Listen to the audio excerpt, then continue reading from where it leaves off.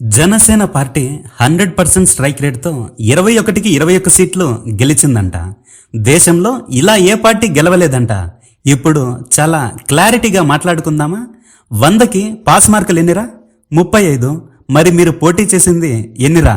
21. మరి 175కు పాస్ మార్కులు ఎన్నిరా? 88 magic figure దాటితేనే నువ్వు పాస్ అయినట్టు, లేదంటే నువ్వు ఫెయిల్ అయినట్టు.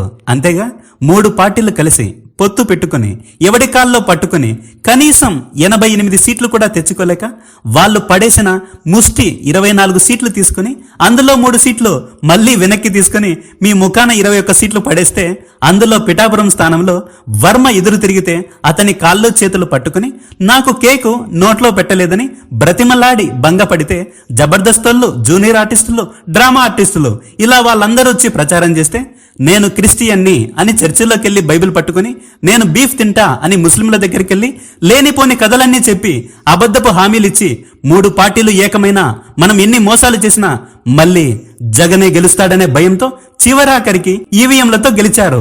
ఇదంతా చేసినా మీరేమైనా జగన్ మీద గెలిచారా? జగన్ పెట్టిన ఒక ఆడదాని మీద గెలిచారు.